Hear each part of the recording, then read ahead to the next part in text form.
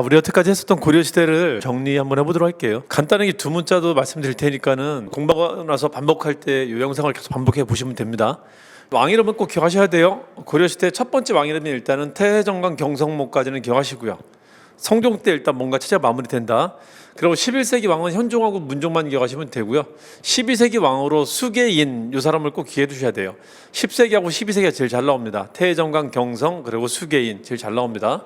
그리고 무신정변으로 이제 후기로 넘어가는데 거기는 또 별도로 얘기합시다. 태조 때는 호족 연립정권 성격을 가지고 있다 그랬었죠. 그래서 호족을 이렇게 부시는 것보다는 포용하는 정책을 많이 폈었다. 아직은 후삼국 전쟁기였었으니까 이 사람이 폈었던 정책 대부분은 포섭 정책이다. 결혼 정책, 사정 정책, 역분전 다 끌어들이는 건데 사신강과 기인이라는 것도 있었어요. 이거 잘 기억해 두세요. 그래서 이렇게 두 번째 따면 내렸었죠. 왕건이 결혼하고 성을 준 것은 역시 사기친 거다.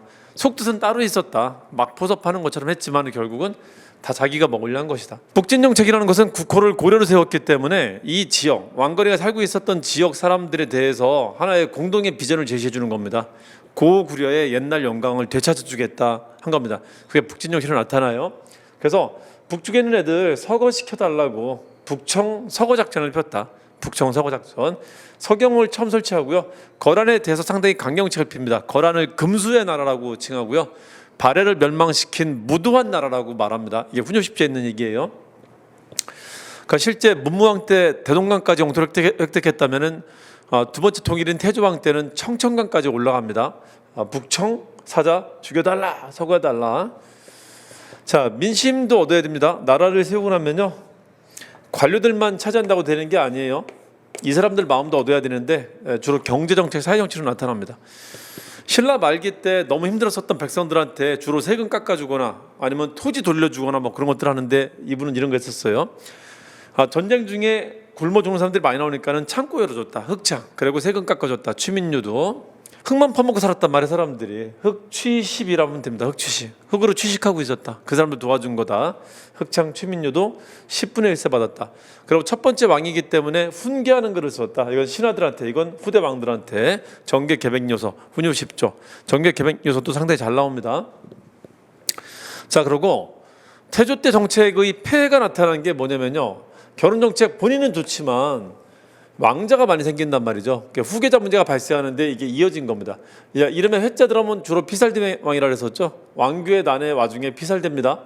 그리고 왕규라는 사람이 정종하고 광종 가장 유력했었던 왕위 계승 후보자를 죽이려 했었다라고 해요.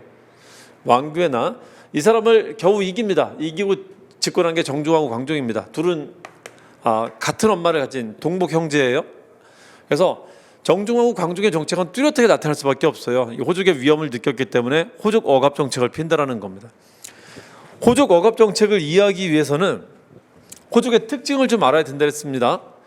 왕이라는 게 존재하긴 하지만은 왕이 세운 나라에 참여한 사람들이 이제 이것도 호족, 올라온 사람도 호족인데 이 사람들이 공신계 호족, 호족계 공신이 되는 거고 지방에도 호족이 널려 있어요. 근데 호족의 특성을 보자면은 지방에서 독자적인 행정과 재정과 군사 능력을 보유한 사람들을 호족이라 한다는 거죠. 이걸 지워야지 국가가 독점한다는 거지. 행정, 재정, 군사 능력을. 그 과정을 하나씩 해나갑니다. 그중에 정종이 한 게 군사 능력을 지운 거였었어요. 북방에 거란이 위험하다. 거란은 고려보다 2년 먼저 생깁니다. 지금 북방에는 고려 말고 거란이라는 국가가 또 있어요. 고려는 918년에, 얘는 916년에 생겼는데 이게 위험하다는 핑계로 호족들이 가지고 있었던 군대를 내라고 합니다. 물론 아직까지는 호족들을 지휘관으로 해갖고 운영을 해요. 그러니까 호족들하고 군대를 같이 편제시킨 겁니다. 편제만. 그래도 처음으로 국군이라는 말을 창설했다는 점에서 의미가 큰 겁니다. 야, 나 왕의 군대였었어? 내 주인이 고려야? 호족이 아니라? 이런 인식을 갖게 했다는 겁니다. 그래서 이걸 계기로 이게 나중에 지방군으로 발전해 간다고 합니다. 광군 설치했다. 같은 광자 때문에 광종으로 틀리게 잘 내는데 정종 때입니다. 정종이 오래 살았다면 광종이 할 일을 다 했을 거야 아마. 근데 4년밖에 못 살아갖고 나머지 못한 거는 이런 것들은 여기서 이제 할 것이다. 광종이 했었던 가장 중요한 정책은 미칠광자를 생각하시면 돼요. 숙청까지 포함했다는 거죠. 그래서 호족을 숙청했다. 그리고 남아있는 호족들은 이제 억압 정책을 피는데요. 주연 공부법은 지방세법이라 했어요. 세금을 못 거두게 해요. 자, 그리고 지금부터 못 걷는 것도 중요하지만은 현재 불법적으로 수탈을 했었던 것도 되돌려놔야 돼. 그게 노비안건법입니다. 자, 그중에 하필 노비를 건드린 이유가 뭐냐면요, 노비는 언제든지 사병이 될 수 있단 말이에요. 그래서 이것도 병사가 될 수 있다는 거지. 그래서 불법적으로 획득한 노비라는 것을 다시 살펴갖고 양인으로 풀어줬다는 겁니다. 사료 아주 잘 나와요. 자, 이렇게 풀어줬더니 주인을 업신여기는 풍속이 만연했다, 이런 말이 나오고요. 심지어는 왕비까지 말렸지만 듣지 않았다, 이런 말이 있단 말이에요. 왕비도 뭐라고? 왕비도 호족이에요. 호족의 반발이 되게 심했구나라는 걸 알 수 있다는 겁니다. 자, 호족을 죽이면은 뭐 정치인 누구랑 할까? 새로운 사람 들여야 되죠. 그게 누구다? 새로운 사람을 뽑기 위한 제도를 했다. 이 과거 제도입니다. 쌍기라는 중국인이 귀하에 들어와서 한 겁니다. 자, 과거로 뽑은 사람들이 이제 유니폼을 입혀놔갖고 왕하고 신하들하고 이제 서열을 명확하게 만듭니다. 공복제도 같이 한다. 사색 공복, 자단 비록이라는 색깔로 사색으로 합니다. 자, 그리고 민심을 얻기 위해서 한 게 제이부라는 걸 만들었었고요. 이 5가지를 준옥과 공제라고 합니다. 그대로 기억해 주세요. 그대로 준옥과 공제, 아주 잘 나오죠. 자, 이런 정치를 바탕으로 어느 정도 자신감을 획득하고 난 뒤에 황제를 칭합니다. 칭제 권한. 고려 왕 중에 대외적으로 황제를 칭했었던 유일한 왕이라는 걸 기억하시면 됩니다. 내부적으로는 황제 의식을 가지고 있었지만은 대외적으로 칭한 건 이때였었다. 그래서 연호 사용한다. 광풍이죠, 광풍. 광덕준풍 상당히 잘 나옵니다. 개경을 황도라 불렀다. 서경은 서도라고 하고. 자, 그리고요, 호족과 더불어 많은 권력을 가진 사람들, 호족들이 발호했을 때 이 사람들한테 세력이 되졌던 또 하나의 사람들이 누구냐면은 불교 세력이었어요. 그래서 불교도 국가 중심으로 통폐합을 해야 되는데 이것도 이때 시작을 합니다. 그때 나선 사람이 규녀입니다. 규녀한테 귀법사를 만들어주고 이걸 시켰다. 자, 광종 때쯤에 중국도 통일이 돼요. 5대 십국 시기를 끝내고 송으로 통일이 됩니다. 그래서 송하고 수교하면서 나 이거 없었던 걸로 할게요. 그리고 송한테 다시 사대를 합니다. 잠시만 있었던 거예요. 송과 수교했다는 것도 알아두세요. 이때 중국과의 관계도 이제는 안정적이 된다. 자, 광종 아들이 경종인데 이름에 경자 들어가면은 왕권이 기울기 시작하고 귀주권이 뜨기 시작하는 시기라 했었죠. 경종이 왕이 되는데 황보시 집안의 역할이 컸었어요. 그 호족 계통이었었던. 그래서 호족들이 바로하게 됩니다. 심지어는 이 호족들이 광종 때 등용됐었던 관료들을 보복할 수 있게 해달라고 보복법을 요청하는데 허용합니다. 그래서 죽고 죽이는 사태가 엄청 발생해요. 경종이 보기에 이거 너무 심한 거 아닌가 싶어갖고 중간에 이제 중단시킵니다. 그러니까 적절하게 중단돼갖고 광종 때 등용됐었던 신진 관료와 호족계 공신들 간의 타협책으로 만들어낸 게 봉급제도입니다. 최초의 봉급제도 전식과입니다. 이걸 시정전식과라고 돼요. 처음 정했다라고 해갖고. 자, 그다음에 성종인데 성종은 이름에 조나 종자가 들어가는 것은 죽은 뒤에 붙인 평가입니다. 이 묘호라는 것은 성종은 제도를 완비하고 죽은 사람한테 붙여요. 제도라는 게 몇 가지가 있냐면은 왕이 머리라면은 왕의 팔다리 제도라고 하는데 이걸 흔히 중지군교라고 해요. 중앙제도, 지방제도, 군사제도, 교육제도인데 이거에 관해서 하나씩 업적이 다 있다라는 거지. 자, 일단 성종은 성종자들이라는 사람들은 또 유교정치 패터라고 합니다. 그래서 유학자를 대거 등용해 갖고 정치를 합니다. 유학을 공부한 사람들이 어디에 있었냐면은 신라 때는 국립학교가 경주밖에 없었단 말이에요. 그래서 유학을 배운 사람은 신라 사람밖에 없어. 주로 신라 사람. 그래서 경주 출신의 육두품들을 대거 등용한 게 이 사람입니다. 그래서 신라계가 막 흥성했던 시기였었어요. 그러니까 신라는 나라는 망했지만 사실상 고려의 실세들은 다 신라계가 실세가 됩니다. 이걸 계기로. 경순왕이 술을 되게 잘 쓴 거지. 나라는 망했지만 알맹이는 결국 또 신라가 차지했잖아. 고려 알맹이는. 자, 이때 신라 출신 중에 그 성종한테 발탁되어 갖고 중요하게 쓰인 사람이 있는데 그 사람이 최송로예요. 경주 최씨 최송로. 최송로가 쓰이기 전에 왕이 먼저 신하들한테 얘기를 합니다. 경관 5품 이상의 관료들은 왕한테 시정의 득실에 관해서 상소를 올리라고 합니다. 그중에 최송로가 올렸던 상소 시무 28조가 채택이 된 겁니다. 원체 잘 나오죠. 그 사료들 잘 보셔야 되는데 제일 잘 나오는 게 이겁니다. 청컨대 외관을 두소서. 이걸 계기로 지방관을 처음 파견하게 됩니다. 자, 또 하나가 유교는 치국의 근본이요, 불교는 수신의 근본이라고 해갖고 둘이 역할이 다르니까 불교는 이제 정치에 개입하지 마라. 정치는 유교로 하시라. 라는 말을 했다라는 겁니다. 이런 거를 근거로 체제정비에 나서는데 중지 군교 제도 개선에 나서는데 이성육부제라는 걸 처음 도입하고요. 지방에 12개의 광역시를 설치하고 여기에다가 처음으로 상주하는 지방관을 파견합니다. 여태까지는 호족을 통해서 간접 통치했다면 직접 지배로 들어간다라는 겁니다. 이거는. 자, 그리고 지방간에 내려가니까 거기 있었던 호족들은 뭐로 바뀌냐면요, 지방간을 형식상이나마 지방간을 보좌하는 향리로 바뀌게 돼요. 그래서 호족이 향리화됐다. 이거를 어려운 말로 향직개편, 향리직제를 정비했다라고도 합니다. 아주 어려운 말로는 이래요. 호족들이 자기를 상대등이라 불렀었어요. 당대등, 대등이라 불렀었는데 이런 말을 못 쓰게 합니다. 그리고 호장, 부호장의 직제, 이장, 면장의 직제를 만들었다라고 하는 게 이게 성종때입니다. 자, 그리고 학교 이때 처음 설치됩니다. 학교 중앙에 국자감, 지방에 향교라는 걸 설치한다. 그래서 중지 군교 있다. 도병마사라고 해갖고 국경 지역에 파견됐었던 이 국경의 장관을 병마사라고 하는데 이 사람을 통제하는 기구를 도병마사라고 합니다. 이때 설치해갖고 군대에 관한 일정한 규칙도 만든다. 자, 그리고 유교정치 펴는 사람들이 경제 사회정책을 필 때 나타나는 거는 장단점이 있어요. 예의를 너무 강조하다 보니까, 유교를 강조하면 민본 정치를 피는데 이건 좋은 점. 예의를 너무 강조하다 보니까는 예의상 나타나는 불편한 점도 또 있어요. 그게 성종이라는 사람이 특징입니다. 고려도 마찬가지, 조선도 마찬가지예요. 자, 좋은 점은 백성들의 복지 정책을 만들었다는 거죠. 복지 제도를, 의창과 상평창은. 자, 그리고 화폐를 처음 만듭니다. 이때 노비 환천법은 광종이 풀어줬던 노비들이 위아래 모르고 설친다니까는 다시 옛날식대로 다시 돌려버린 겁니다. 노비를 양인으로 만든 게 광종이고요. 그 양인을 다시 노비화시킨 게 성종입니다. 왜? 예의가 없어 보이니까요. 너무 싸가지 없으니까 다시 되돌린 것이다. 사실은 성종이 왕이 되는데 황보시 집안의 역할이 컸거든요. 호족 출신의 이 사람들의 영향력이 반영이 된 것 같아요. 다시 광종 때 개혁 정치가 조금은 돌아간 겁니다. 자, 8권의 연등에는 몽고와의 전쟁 중에도 열렸었던 건데요. 우리 한국 전쟁 때 전쟁 중에도 크리스마스 했던 것처럼 전쟁 중에 하는 거였었는데 고려시대 유일하게 폐지된 게 유교정치를 펴고 있었던 성종 때 유일하게 폐지됐었어요. 8권의 연등에 폐지했다는 이때입니다. 그래서 요거는 두 문자 딸 때 이렇게 해주세요. 의상이 분노했다. 분노 대신에 의상이 건노했다 이렇게 하시면 됩니다. 의상 건노했다. 자, 그리고요, 거란 강경책에 대한 대가가 이때 나타나요. 그 10세기 말쯤에 드디어 사단이 터집니다. 전쟁이 납니다. 거란 1차 침이. 소손령에 들어왔다는 게 이때고요. 서희라는 사람이 나타나죠. 그래서 강동육주를 획득했다라는 거. 서로 랩 배틀 하는데요. 말싸움을 하는데, 야 임마, 우리가 고구려 후예야. 거란이 이런 얘기를 합니다. 그러니까 서희가 황당하니까 이런 얘기를 하는 겁니다. 야 이마 시켜 등신아, 우리는 국호 자체가 구려야 임마. 우리가 고구려 후손이지. 이렇게 따지면 니네 수도까지 다 우리 땅이 되는 거야.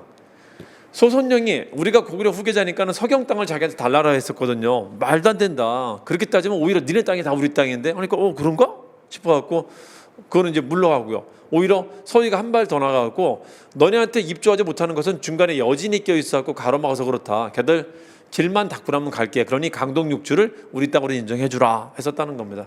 그런가 하면서 인정해줬단 말이에요. 강동육주 획득했다. 그 위치는 천리장성이 나중에 쌓이는데요. 천리장성 그 바로 밑쪽에 압록강 하구 쪽에 있는 영역을 말해요. 이쪽에. 지도도 잘 나오니까 잘 보시고요. 자, 목종은 경종 아들입니다. 경종 아들이 너무 어려워갖고 성종한테 왕위를 주는데 황보시 집안의 역할이었었어요. 성종이 아들이 없어갖고 의리 지킨다고 그 경종 아들을 왕으로 시키는데 고려 초기 때 제일 못난이 왕들 둘이 이 사람이 경종하고 목종. 아버지는 아들이랑 똑같아. 진짜 똑같은 게 한 업적이 전시가 만든 것밖에 없단 말이야 또. 개정연식과. 그리고 이때 강조 정변으로 폐위된다. 강조 정변으로 왕이 된 게 현종입니다. 현종 때, 성종 때 등용했었던 유학자들이 이제 파벌 일으키기 시작했다라고 해요. 서서히. 자, 이 시기 때는 성종 이탄이라는 걸 기억해 두시고요. 성종 때 정책이 이어진다 이렇게 생각하시면 됩니다. 자, 성종에 했었던 지방지도가 일단락되는 게 이때였었고요. 경기라는 용어를 처음 사용했다. 그리고 거란 침입이 이어진 것도 이때였었습니다. 자, 거란이 강동육주 주고 났는데 생각해보니까 잘못했나? 아까운데? 해갖고 돌려달라고 해야 되는데 명분이 없었단 말이에요. 거란을 상전 취급해주겠다 했는데 명분이 없었단 말이야. 그래서 명분을 내세운 게 요걸 내세웁니다. 감히 신하가 왕을 내쳤단 말이야. 내가 혼내주겠어 하면서 들어온 게 2차 침입입니다. 요거는 현종 즉위 직후에 있었던 거기 때문에 현종이 전혀 준비를 못했어요. 그래서 왕이 피난까지 갑니다. 자, 한능 가면 지역사 잘 나오죠. 어디? 나주, 전라도 나주를 피난 갔다. 나중에 홍건적 때는 공민왕이 피난 가는데 그때는 어디? 경상도 안동으로 갑니다. 왕이 피난 간 세례가 있었다. 몽골 침입기 때, 무신집권기 때 피난 간 거 강화도는 그건 너무 잘 알 거고요. 두 가지 기억해 두세요. 자, 이때는 양규라는 장군이 키워도 된다는 거 기억해 두세요. 이때 싸우다 돌아가십니다. 3차 침입 때는 그 유명한 강감천에 규주대첩이 있다. 이건 3차죠. 자, 이 소일구 약간 고친다고 다 맞고 난 뒤에 이제 성을 축주하는데 나성 축주는 3차 침입 뒤에, 그리고 천리장성은 현종이 죽고 난 뒤에 그 아들들이 합니다. 덕종하고 정종이. 자, 이거 순서대로 가면은 야, 권한 몇 차나 쳐 들어왔어? 몇 차? 3차래. 2, 3차나 천리라고 하시면 됩니다. 2, 3차나 천리. 현종 때 업적 중에 제일 잘 나오는 건 이거예요. 전쟁 때마다 부처님한테 아이고 살려주세요 한단 말이에요. 하면서 한 게 우리나라 국론을 하나로 통합시키기 위해서 한 건데요. 성경책 만드는 작업을 합니다. 이때 처음 만들었다 그래갖고 이거를 초조대장경이라고 합니다. 그리고 앞에 왕들의 기록이 소실됐는데 그걸 묶어서 7명치를 한꺼번에 한 게 현종이 8대 임금이라는 걸 알 수 있어요. 앞에 7명치를 했다라는 게 7대 실록입니다. 잘 나오니까 잘 기억해 두세요. 권한 때문에 초쳤다 이렇게 하셔도 돼요. 권한 때문에 초쳤다, 초칠. 현종의 또 다른 아들, 현종이 즉위하고 난 뒤부터는 이제 현종의 아들들, 현종의 계통들이 왕이 되는데 현종의 또 다른 아들이 왕이 되는데 문종입니다. 문종도 성종 이탄이라고 보시면 돼요. 이름에 문자 들어가도 제도란 뜻입니다. 그래서 고려 제도가 성종 때 대충 완성이 되고 문종 때 완비가 된다라고 합니다. 자, 성종 때 등용했었던 유학자들이 파벌 만들다가 문벌이 거의 귀족화된 게 이때입니다. 문벌 귀족이 상당히 이제 흥성해집니다. 문벌이 귀족화됐다는 걸 보여주는 증거들이 나타나요. 인주이 씨 가문에 외척이 등장했다. 인주이 씨 같은 득보자 가문들이 인천이십니다. 득보자 가문들이 왕실의 일원이 되게 됐다라는 거죠. 문벌 많이 컸네 보여주는 겁니다. 자, 문벌들은 주로 사립학교 출신들이에요. 학벌이라는 뜻입니다. 문벌이라는 것은. 사립학교가 이때만 12개가 생깁니다. 최초는 최충이고요. 최충의 구제학당이 최초입니다. 나중에 이걸 문원공들하고도 하죠. 그리고 문벌귀족은 5급 이상만 되면, 5품 이상만 되면은 월급이 전시과인데요. 전시과를 받는 걸 과전이라고 하는데 과전 외에 특별 상여금, 특별 보너스를 받는데 그걸 공음전이라고 해요. 이거는 세습도 시킬 수 있었습니다. 완전 특혜예요. 그래서 공음전 받는 사람들을 대부분 문벌귀족이라고 합니다. 그 계층을 5품 이상을. 자, 그리고 체조 정비하는데요. 성종 때 등용했었던 사람들 유학자들이 대부분 신라계입니다. 그래서 신라계 아닌 사람을 좀 이렇게 키워갖고 좀 이렇게 경쟁을 시켜야 되는 거 아니야? 아마 이런 취지를 했던 것 같아요. 그래서 남경이라는 지역, 경주 지역, 경상도가 아닌 다른 지역을 키웠다. 이게 지금 현재 서울 지역입니다. 인천도 서울 근처잖아요. 이쪽 지역이 이때 컸었다는 거 좀 기억하시면 좋습니다. 자, 그리고 문종 때 토지 제도가 완비되는데 그걸 경전여식거라고 합니다. 이거는 현직만 지급하는 거예요. 이제 토지가 이제 부족해. 계속 나눠주다 보니까는 부족해져 갖고 야 이제 현직만 주는 걸로 하자 바꿨던 게 이 마지막 전시과입니다. 자, 이거 두 번째 따면요 사인공이라고도 하고요 사인 공경화라고 합니다. 야, 문벌귀족이 사인한 거 공경해야 돼 마. 너 나 이제 우습게 알지 마. 나 지금 높은 사람이야 임마. 사인 공경해. 사인 공경. 자, 문종의 아들들이 순종, 선종, 숙종이 있는데 의천도 아들인데요. 의천은 출가했어요. 출가해서 아빠 제가 뭐 할까요? 불교 못했어 지금. 불교 통폐합 좀 해봐. 그래서 불교를 왕실 중심으로 통폐합을 하려고 시도합니다. 그 의천을 위해서 지어준 절이 흥왕사, 왕을 흥하게 하라. 이름 자체가 냄새가 너무 많이 나죠. 의천이 활동을 시작합니다. 자, 그리고 순종, 선종 아들이 헌종인데 헌종이 너무 어린애가 왕이 되었고 어린애인 조카를 치고 숙종이 왕이 됩니다. 숙종은 정당한 권력이 아니기 때문에 이 사람은 필연적으로 왕권을 강화시키기 위한 개혁을 여러 가지를 합니다. 근데 이때 왕권 강화책은 독특하게 관학진흥책, 공교육 강화 정책으로 나타나요. 왜죠? 10세기 때까지는 호주하고 경쟁기였었다면은 11세기 후반부터 12세기에는 문벌귀족하고 경쟁기였었단 말이에요. 문벌귀족은 사립학교 출신들, 학벌들이기 때문에 국립학교를 키우면 사립학교를 약화시킬 수 있잖아요. 그래서 공교육 강화 정책이 이게 왕권 강화책이다라는 걸 기억하시면 됩니다. 그래서 왕권 강화책, 관학진흥책이 본격적으로 나타나는 게 숙예인 요 시기 때다. 요 시기 때. 자, 숙종은 서적포, 출판사를 만들었었습니다. 숙포라고도 하죠. 숙포. 자, 그리고요 남경으로 옮길 생각도 했었어요. 근데 경상도 출신도 싫어. 나는 남경으로 갈까? 신라계 출신도 말고 다른 데로 갈까? 실제 옮길 생각도 했었다라는 겁니다. 풍수지리가 기미재건을 했었다라고 하고요. 별무반을 창설하는데 여진에 대비해서 만든 건데요. 10세기 때까지는 거란에 대비해서 군대를 만들었다면 이제 여진이 지금은 위험합니다. 여진에 대비해 만드는데 윤관이 여진을 정벌하러 갔다가 패합니다. 패해서 돌아와서 변명하는 게 쟤들은 대부분 기병인데 우리는 보병이라 졌다. 그러니 우리 기병 중심의 군대를 만들자 해서 만든 게 별도로 만든 군대 별무반입니다. 윤관 권위로 만들었다. 자, 근데 사실은 이거 왕권 강화 의도도 있다는 걸 기억해 주세요. 누가 들어갔다? 문벌귀족의 자제도 군대를 가야 되고요. 심지어는 항마군이라고 해갖고 승려도 여기 참여했다라는 거죠. 신부군 항마군이라고 해갖고요. 항복이라고 합니다. 항복이.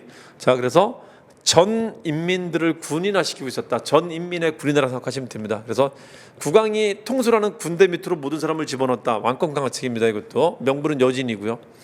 자, 의천이 결국 성과를 냅니다. 성과를 낸 게 불교를 통폐합시켜요. 심지어는 전혀 어울리지도 않는, 지금 말하면 개신교하고 천주교를 통폐합시켜 버립니다.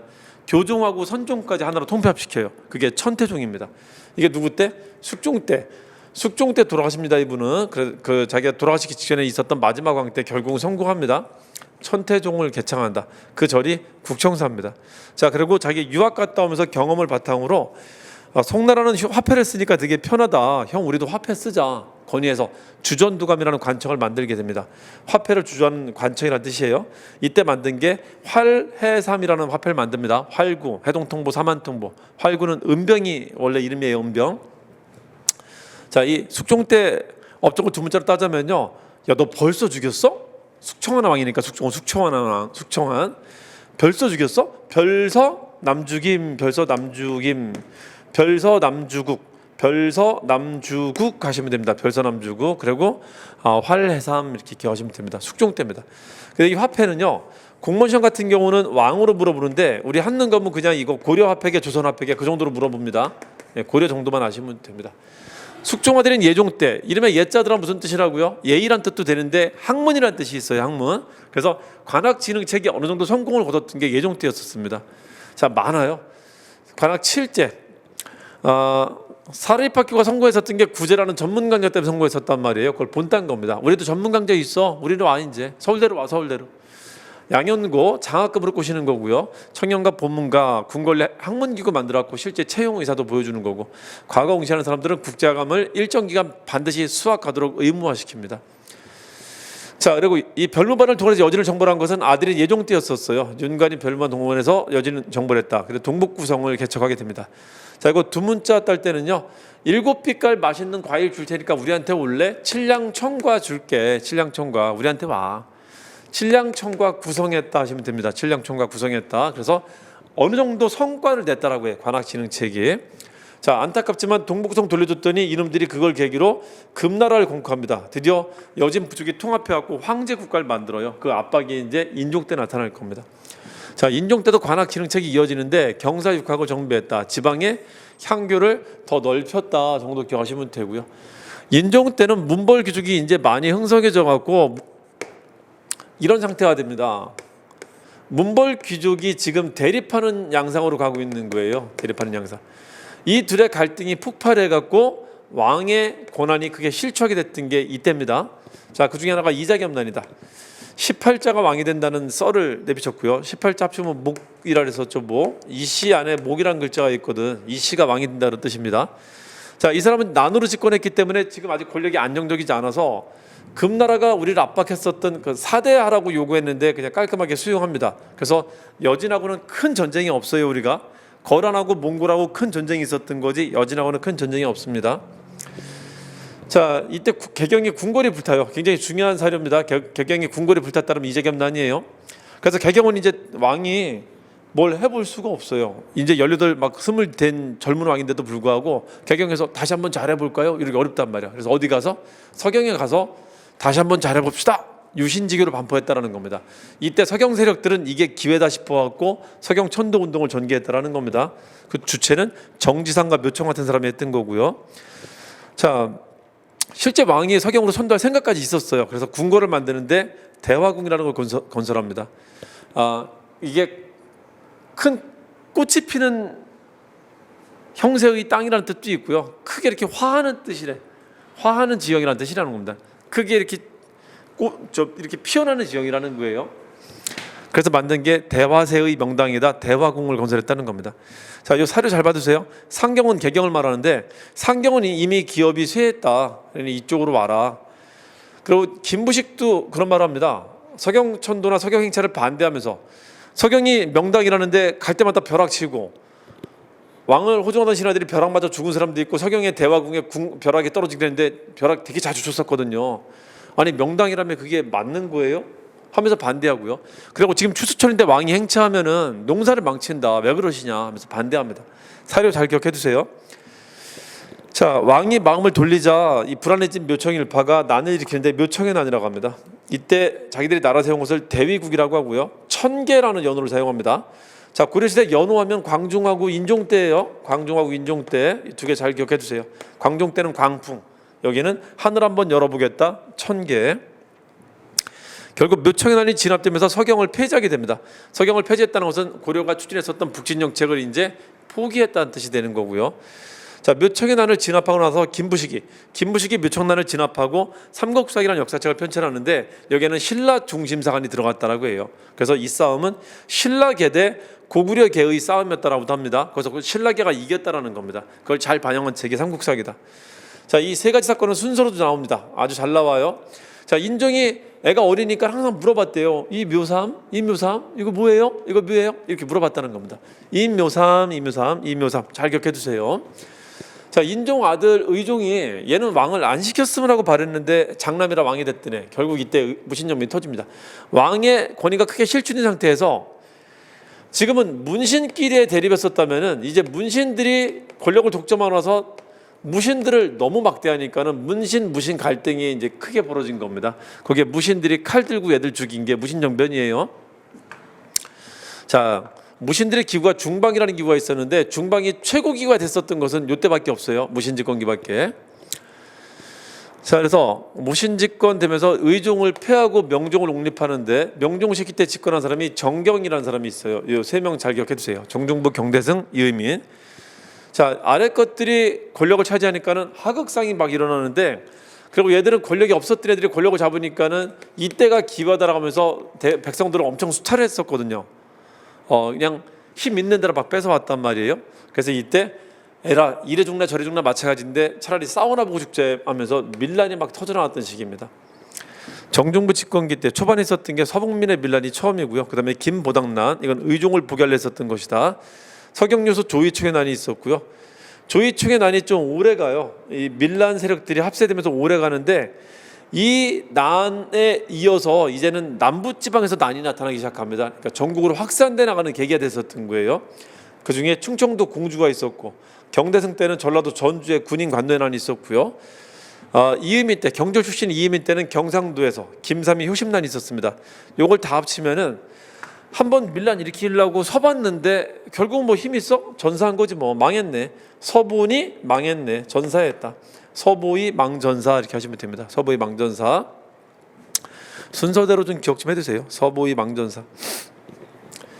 공주 명확소 망이 망순하는 지역사도 상당히 잘 나오는 거 잘 기억해 두시고요. 공주입니다. 공주. 자, 봅시다. 그리고 정중부를 죽였다면 경대승이고요. 경대승은 그냥 일찍 죽습니다. 시름시름 말타가. 그리고 이제 이의민의 권력을 잡고요. 이의민을 죽이고 집권한 사람이 최충원입니다. 이의민이 죽였다면 최충원이에요. 최충원부터는 권력을 독점해요. 이제 무신들이 권력을 나누는 게 아니라 얘는 무신들을 오히려 배제하고요. 무신을 억압하고 오히려 문신을 등용합니다. 이제 문신은 이제 위협이 되지 않는 사람들이거든. 그래서 무신들하고 권력을 나누지 않고 독점하는 시기다. 이의민 죽이고 집권했다. 원래 문신으로 관료를 시작했다가 무신으로 갈아탄 뒤에 무신연만을 만난 겁니다. 그래서 이렇게 큰 겁니다. 그러니까 좀 똑똑한 사람이다. 기존의 무신들과는 다르게 나름 식견이 있었다. 봉사십주라는 개혁안을 제시한 특이한 무신이었었다라는 걸 기억해 두시고요. 자, 교정도감이라는 걸 만들어 갖고 이걸로 권력을 독점합니다. 이게 최씨 정권의 권력 독점 기구였었습니다. 그 아들들이 쭉 여기 장관을 이어서 합니다. 세습을 합니다. 4대가 세습해요. 최충원이 독점하니까는 주변의 무신들이 우 항의합니다. 너 혼자 해? 너 혼자 해? 하면서 항의합니다. 최충원 우 항의 받았다. 우항의. 4대가 세습합니다. 4대가 세습을 해요. 자, 그리고 최충원이 처음 설정한 교정도감이다. 상당히 잘 나오죠. 그리고 누구 죽이고 킬하고 등장한 사람들은 도방이라는 기구를 만들어요. 이게 사병 집단입니다. 경대승 때, 최충원 때 도방이 만들어집니다. 자, 최충원 때 만적의 난이 있었다. 아주 유명한 사료. 왕후 장상의 시가 따로 있느냐? 주인들 죽이면 우리가 그 자리 차지할 수 있다. 최후 집권기 때는 집권 체제가 더 확립이 됩니다. 그래서 더 새로운 걸 더 만드는데 정방, 서방, 삼별초를 만듭니다. 합치면은 교도 정서삼이라고 해요. 정서가 이제 안정해져요. 칠시들의 정서가 안정해집니다. 교도정서3, 교도정서3. 자, 기존에 없었던 기구들이 막 생기고 있다는가. 무신은 정상적인 권력이 아니기 때문에 기존에 있었던 기구로 정치하는 게 아니거든요. 기존에 없었던 새로운 기구들이 나오는데 그게 누구 때 생겼냐 이렇게 물어보거든요. 교도정서3 잘 기억해 주세요. 자, 이렇게 강력했던 최씨 정권이 무너지는 데는 대몽항쟁이 원인이 됩니다. 외부에 강력한 임팩트가 들어오자 견고하게 만들었지만 결국은 무너집니다. 자, 저구여라는 사신이 피살되면서, 그리고 최충원 때 강동성의 역이라는 게 있었어요. 몽골한테 밀려갖고 만주에 있던 거란 애들이 우리 국경까지 넘어왔단 말이에요. 그래서 몽골하고 우리나라 군대가 합작해갖고 애들을 물리쳤는데, 이때 몽고가 사신을 보내갖고 너 인마 우리 때문에 살았으니까 돈 내놔, 돈 내놔, 조공해. 너무 무리한 요구하다가 무리한 요구하고 돌아가던 사신이 피살된 게 저구여 피살입니다. 이거는 이제 전쟁이 났던 겁니다. 강동성의 역까지가 최충원 때고 나머지는 다 최후 때입니다. 자, 1차 침입 때 잘 쓴 사람이 박서입니다. 박서가 그나마 잘 싸웠고요. 박서의 귀주성 전투. 귀주라는 지역이 만주에서 우리나라 들어올 때 거쳐오는 길목이라 귀주 싸움이 많은 겁니다. 자, 이때 항복했는데 가짜 항복이에요. 강화도로 도망갑니다. 그러고 계속 항전을 합니다. 강화 천도하자마자 2차 침입을 하는데, 어이없게 몽골의 최장수가, 그 최고 유명한 장수 중에 하나가 어이없게 정식 군인도 아닌 민병대한테, 우리나라 민병대, 조선말로 하면 의병들한테 죽어요. 그래서 그 무서운 몽골 군대도 장수가 죽자 오합지졸이 돼갖고 그냥 도망가 버립니다. 그리고 금방 퇴각합니다. 김윤호가 살리타를 사살했다. 요거는 처인부국이라고 하는데, 처인부국 지금 용인입니다. 용인 지역사, 아주 지역사도 잘 나온다. 용인이다. 자, 이때 거란 침입 만들었던 초조 대장경이 소실됩니다. 그래서 다시 만드는데 그거를 제조 대장경, 팔만 대장경이라고 합니다. 팔만 대장경. 그러니까 거란 침입 때는 초조, 몽골 침입 때는 두 번째 대장경, 제조 대장경이다. 초조는 남아있지 않고 제조는 남아있는데 세 보니까 8만 경판이 돼요. 그래서 8만 대장경이라고도 합니다. 3차 침입 때 황룡사 구충탑이 소실되고요. 자, 강화도 시기 때 8만 대장경 만들었다는 거 잘 기억해 두시고요. 그리고 이 지배층들은 육지에 있는 백성들이 몽골의 말발굽에 짓밟히는 거는 크게 신경 안 쓰고요. 지들은 평상시와 다름없는 호화로운 생활을 했다고 합니다. 거기서 팔관의 연등에도 그대로 개최하고요. 자, 최희가 김준한테 죽으면서 몽골이 우리나라 땅에 있다. 최희가 죽으면서 우리나라 땅 중에 천리장성이 있다면은 이게 국경지역인데, 국경지역에 있었던 일부 세력들이 몽골한테 붙어버립니다. 그러니까 이 지역에다 몽골이 직할 간청을 처음 설치하게 돼요. 이 지역을 쌍성지역이라고 하거든. 쌍성지역에 총관리하는 부서를 만듭니다. 이게 최씨 정권이 죽자마자 있었던 일이고요. 그래, 무신집권자 마지막이 김준 다음에 임년 아들 임윤문까지 가는데, 준현이가 잠깐 입구 없었다라고 합니다. 얘 죽고 난 뒤에 동령부를 설치해요. 얘 죽을 때쯤에는 이쪽 지역에, 서경 지역에 있었던 사람들이 또 몽골한테 붙어갖고 얘들은 몽골 신화가 돼갖고 지들은 잘 살아요. 나쁜 놈들이, 나라 배신한 놈들입니다. 그 뒤에 이제 동령부가 설치된다. 자, 그리고 이제 끝났지 뭐야. 양쪽이 다 뚫렸기 때문에, 이쪽에 원나라청이 있기 때문에 여기는 이제 거침없이 내려올 수 있단 말이에요. 그래서 이제 전쟁 안 돼, 포기하자, 육지로 갑니다. 개경환도합니다. 개경환도하는데 개경환도를 거절한 애들이 있어요. 무신은 거절합니다. 그리고 계속 섬으로 다니면서 계속 항쟁합니다. 이걸 삼별초 항쟁이라고 해요. 강화도, 진도에 용장산성이 있죠. 용장산성, 지역사 문제. 제주도에 애월읍에, 우리 그 이효리가 살고 있었던 애월읍에 항파두리 토성이 있어요. 그게 이 그 삼별초들의 그 유적지입니다. 자, 제주도 항파두리. 자, 요거까지 진압되고 나서 탐라총관부라는 세 번째 몽골 관청이 생깁니다. 요걸 합치면은 쌍동탕 마셨다라고 해요. 최씨 끝났을 때 쌍성총관부, 무신정권 끝날 때쯤에 동령부, 삼별초까지 끝났을 때 탐라총관부 설치되면서 한반도에 하나, 둘, 셋, 동서남 3면이 다 잡히게 돼요. 3면이. 이러면서 우리는 이제 원의 지배 국가로 가게 됩니다. 자, 이걸 합치면 쌍동탕이라고 해요. 쌍동탕 한 잔 마셨는데 이게 독극물이지 뭐야. 끝난 거예요. 자, 그러면서 원간섭기로 접어들게 되는데요. 원간섭기 왕은 6명이 있어요. 열선, 숙해, 목정이라고 하는데, 그나마 충수광 때까지 뭔가 개혁을 시도하는데 나머지는 좀 픽살이들입니다. 야, 열선에 있으니까 더워, 식혜 좀 마셔야겠다. 열선, 숙해, 목정. 자, 충렬왕 때부터 우리나라가 이제 그 원나라 부마가 돼요. 그래서 몽골 여자랑 결혼하는데 처음으로 몽골의 사회가 됐던 몽골 여자랑 결혼했던 사람입니다. 첫 몽골 여자는 제국의 여자야. 제국 대장공주. 그래서 원나라 간섭을 받게 됩니다. 그래서 원나라 간섭이 뭐냐라는 것부터 시작을 할 거예요. 여기는 원나라 간섭기구가 설치되기 시작했다가 이제 우리 중앙주정이 간섭을 받게 돼요. 이건 외곽이었었고, 왕실칭후라 관제가 격화된다.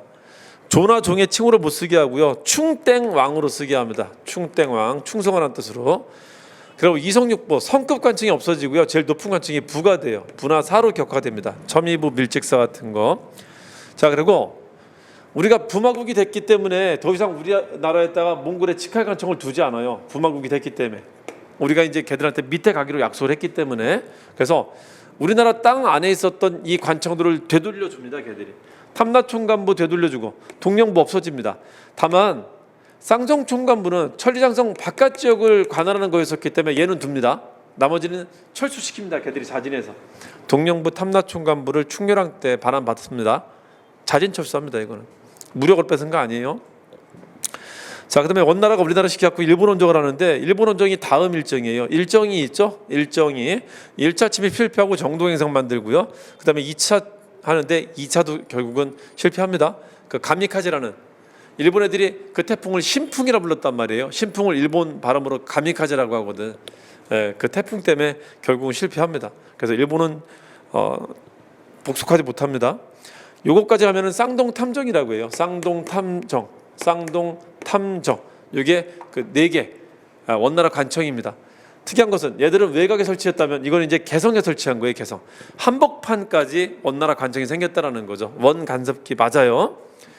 자, 그리고 우리나라가 스스로 바꾼 게, 전쟁 중에는 도병마사라는 군사기구에서 그 이제 그 국가 정치를 논하고 했었거든요. 요것만 잽싸게 우리 스스로 바꿔요. 그래서 계속 여기서 정치를 합니다. 우리나라 관료들은. 이건 원래 군사기구가 아니라 평의기구다. 원래 의논하는 기구다. 회의기구가 맞아요 하면서 바꿔놓고 여기서 회의하는 것을 원나라가 타치 못하게 한 겁니다. 도평의사사라는 단어가 뜨면은 충렬왕 때 이후 쓸 수 있는 말이라는 걸 기억하시면 됩니다. 자, 그리고요, 무신식이 끝났잖아요. 무신식이 끝나고 나서는 이제 이 사람들은, 충자들 하는 왕들은 누구랑 정치해야 되냐면은 이제 문신하고 해야 된단 말이야. 문신을 다시 복구시켜야 되는데, 복구시키려면은 문신을 만드는 공장이 학교란 말이에요. 학교 관련된 것들을 다시 복구시켜야 돼요. 그걸 충렬왕이 하고 있었단 말이야. 그중에 학교를 복구시키기 위해서 장학재단을 다시 만든 게 서막전입니다. 서막전, 안양의 고뇌로. 이거는 문신을 복구시키려고 시동을 걸고 있다는 겁니다. 충렬왕 충선왕 때 이 사람은 쿠빌라이, 충선왕이 최초로 몽골 피를, 혼혈입니다. 혼혈. 몽골 피를 받은 왕이란 말이에요. 그래서 몽골 왕이, 몽골 황제가 아주 총애했었단 말이에요. 충선왕을. 그 힘을 기반으로 과감한 개혁 정치를 피는데 너무 나대다가 잘립니다. 사리몬을 설치했다. 이 충선왕 개혁기구입니다. 의엄창을 설치하고 소금 전매제를 했었다. 그러다 이제 이 정치에 지쳤는가 그냥 퇴임하는데, 퇴임하고도 안 되는 북경에, 자기의 고향인 북경에다가 만건당을 설치해갖고 학문적 교류를 시킵니다. 중국 학자, 우리나라 학자를. 이때 충선왕을 따라다녔던 사람이 이재현이에요. 인물사로 잘 나오죠. 만건당하면 이재현이다. 만건당하면은 왕으로 따지면 충선왕이고요. 여기서 우리가 지금으로 말하면 하버드 대학 교수들하고 이제 교류하는 거죠. 하버드 교수들 만나갖고 우리나라 성리학 수준이 좀 많이 올라갔다고 합니다. 그래서 이렇게 하면 돼. 이제 우리나라도 현명해지겠네. 이제 현명해지겠네. 이재현. 자, 충선왕은 상당한 개혁 정치를 폈던 사람이기 때문에 처방을 했던 사람이다. 처방은 누가 하는 거죠? 의사가 하잖아. 의사만 처방할 수 있다. 의사만. 근데 뭐 처방했대? 소금을 처방했대요. 의사만 소금. 자, 이 개혁은 이어집니다. 그래서 충수광 때, 아들인 충수광 때는 찰리 변호도감 만들고요. 그 다음에는 충무광 때는 정치도감이라는 걸 만들어 갖고 이것도 하나씩 있었다는 걸 기억해 주세요. 숙변목정이라고 합니다. 숙변목정 잘 기억해 주세요. 자, 그리고 원간섭기 왕들이 끝나고 나서 국민왕이 등장하고 난 뒤에는 이제 본격적인 반원 정책을 피게 됩니다. 국민왕의 타이틀은 원간섭기구가 아니라 반원 정치라는 게 타이틀이 됩니다. 몽골 풍속을 폐지하고요. 기철 죽였다라면 국민왕입니다. 기철 죽였다라면은. 그리고 정방을 폐지하고 정동에서 이문소를 폐지합니다. 그리고 남아있었던 원나라 기구 2개가 정동행성과 쌍성총관부죠. 이거 없앤 게 국민왕이라고. 정방은 무신집권기 만들었던 게 아직까지 남아있었던 거고요. 요동을 공략하기도 합니다. 요동을. 특히 쌍성충간부를 공략할 때 이성계가 고려 왕실로 들어오는 계기가 됐다는 것도 잘 기억해 주세요. 이성계 아빠는 이자춘인데 이 둘이 개경으로 들어오는 계기가 됐다는 걸 잘 기억해 주세요. 자, 공민왕이 위기를 겪는데요. 홍건적이 쳐들어왔었다. 원나라 말기 때 밀란 세력을 홍건적이라고 하는데 이 홍건적의 일파가 명나라를 만듭니다. 워낙 세력이 셌기 때문에 고려를 침입하기도 했었다. 홍건적 침입은 공민왕 때만 있었으니까 꼭 잘 기억해 주세요. 자, 이들이 개경까지 점령을 해왔고요. 왕이 안동으로 피난 가게 됐었습니다. 안동 지역 아주 잘 나온다. 자, 이때 왕비가 냇가를 건너는데 물이 불어서 못 건너자 안동 지역 안악들이 나와갖고 등으로 밟고 건너가 주세요 했다라고 하는 겁니다. 이때 생기는 우리 그 전통 놀이 풍습이 노다리 밟기라는 게 생긴 거예요. 안동으로 피난 갔다가 개경으로 돌아올 때 흥왕사에서 잠깐 잤었는데 그때 권문세족 일파가 왕을 죽이려고 했었다. 흥왕사의 편, 그 김룡이라는 놈입니다. 김룡의 난 일어나기도 했었고요. 와이프인 노국대장 공주, 이 제국대장 헷갈리지 마세요. 노국대장 천인공노할 일이다. 공민왕 노국대장 천인공노, 노국대장 뜨면 공민왕 때입니다. 와이프가 죽자 정치에 대한 관심을 완전히 잃어버리게 됩니다. 그리고 본인이 아니고 이제는 신돈을 만나갖고 신돈한테 개혁을 맡기는데, 신돈이 했었던 개혁 중에 대표적인 게 전민변경도감하고 성균관을 중수했던 겁니다. 성균관을 강화시켰던 거예요. 그러니까 공민왕 때 개혁으로 시험에 제일 잘 나오는 게 요 5가지인데 쌍성총관부 정정, 그리고 성균관, 전민변경도감, 요걸 합치면은 쌍정과 성전을 치렀다 이렇게 하시면 됩니다. 쌍정과 성전을 치렀다. 이게 공민왕 때입니다. 자, 국제정세는 원명교책이라는 거 기억해 두시고요. 전민변경도감 성균관 중수 사료는요. 서울은 이제 내가 판사가 되어서 이걸 하려고 하니 서울은 15일 이내, 지방은 40일 이내 스스로 자수한다면은 내가 처벌하지 않을 것이다. 근데 그렇지 않고 버틴다면은 크게 혼날 거다라고 말을 했다는 걸 잘 기억해 두세요. 서울은 며칠 내, 지방은 며칠 내 기회를 주니까 그때 자수하면은 깔끔하게 내가 모른 채 해줄게. 근데 말하지 않고 있다가 걸리면 죽어, 이런 말 했다라는 겁니다. 자, 그리고 성균관 중수는 이색을 대사성으로 삼았다. 대사성이 총장입니다. 이색을 성균관 총장으로 삼았다 나오면은 이성 국민왕 때 말하는 겁니다. 이색이 총장이 되고 그 밑에 교수진이 정몽주와 정도전이 교수진 겸 이색의 제자로 들어가게 됩니다. 그래서 이 공민왕 때는 이성계와 채영, 무신 2명과 문신 2명, 정몽주와 정도전이 다 등장하는 시기였었어요. 되게 독특했던 시기입니다. 자, 아들인 우왕 때는 이인임이 집권하고요. 그래서 권문세족이 다시 발호하게 되고요. 다시 친원 정치로 돌아가게 됩니다. 이거를 신진사대부들이 아주 싫어했었고요. 자, 왜구가 극성을 부렸던 시기입니다. 공민왕 우왕 때 극성을 부렸는데 우왕 때 중요한 전투들이 있었어요. 홍진, 황관이라고 하는데 홍산, 진포, 황산, 관음포, 그리고 위화도 회군, 창왕 때 대마도 정벌까지 홍진, 황관이 위대했다 하시면 됩니다. 홍진, 황관. 공민왕을 죽인 게 황관이 죽이거든. 홍진, 황관이 위대했다. 홍산이 최영이고요. 진포가 최무선인데 화약무기를 처음 썼었던 전투입니다. 진짜 싸움이에요. 황산은 나중에 이성계가 왕이 되잖아요. 홍산, 황산 헷갈리는데 황산은 이성계입니다. 홍산은 부여고요. 황산은 남원입니다. 남원. 지역사 잘 기억해 두시고. 남원.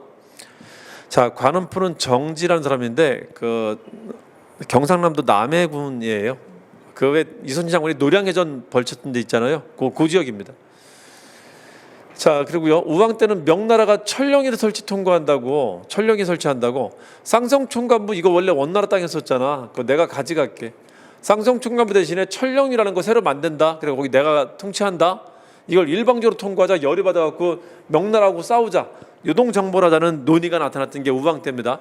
그 요동정벌을 추진했던 게 우왕하고 최영이었었어요. 거기에 이성계가 안 됩니다 하면서 사불가론을 제시했다가 최영하고 우왕이 그냥 몰아붙이니까는 위화도 회군을 단행했었던 겁니다. 사불가론.